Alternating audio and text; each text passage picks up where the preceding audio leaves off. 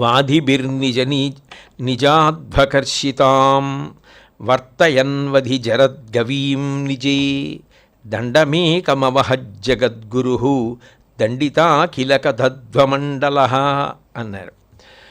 భేదవాదులు అంటే సనాతన ధర్మం నుంచి విభేదించినటువంటి వాళ్ళందరూ కూడా వేదము ప్రమాణము అని చెప్తూనే ఆ ప్రమాణాన్ని సక్రమంగా ఎట్లా చూపించాలో అట్లా చూపించకుండా అవైదికమైన వాళ్ళ వాదనకి వేదాన్ని ప్రమాణంగా చూపించినట్లుగా చూపించినటువంటి కారణం చేత ఆ గోవు అంటే శృతిమాత వేదమాత ఏమైపోయింది అంటే ఒక ఆవు ఉంటే దాన్ని చేర్చవలసిన స్థానానికి చేర్చవలసిన వారు సక్రమమైన మార్గంలో చేర్చకుండా అనేక మార్గాలలో అదే పనిగా తిప్పుతుంటే ఏదో ఒక గోశాలకు సంబంధించిన ఆవు బయటికి వెళ్ళి మేత మేస్తూ తప్పిపోయింది.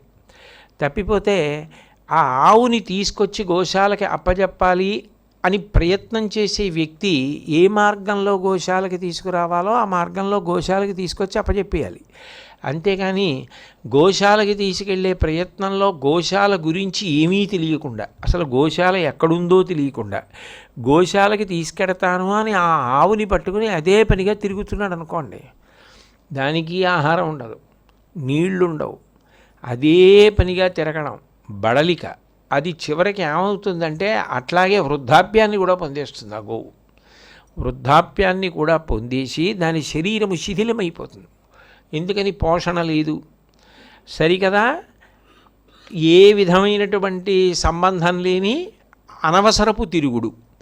దీని చేత శుష్కించిపోయిన గోవు ఎట్లా ఉంటుందో అట్లా సక్రమమైన మార్గంలో వేదాన్ని వినియోగించని కారణం చేత మేము వేదవాదులమే అని పేరు పెట్టుకుని నిజానికి వేద ప్రమాణం ఎట్లా చెప్పిందో, వేదం ఎలా అనుష్ఠించమని చెప్పిందో అట్లా అనుష్ఠించకుండా ప్రవర్తించేటటువంటి వారి వలన శృతి అనబడేటటువంటి గోవు శుష్కించిపోతున్నటువంటి సమయంలో ఎవరు ఇట్లా దానిని ఇబ్బంది పెడుతున్నారో వాళ్ళందరినీ కూడా శిక్షించి ఆ గోవుని తిరిగి యథాస్థితికి తీసుకొచ్చి దానిని బలవత్తరం చేసి దాని పాలు అందరికీ దక్కేటట్టుగా చేయడానికి చేత గట్టి కర్ర పట్టుకుని బయలుదేరిన వ్యక్తి ఎట్లా బయలుదేరుతాడో శంకరాచార్యుల వారు సన్యాస దీక్ష స్వీకారం చేసినప్పుడు పట్టుకున్న జ్ఞానదండం అలా ఉందిట.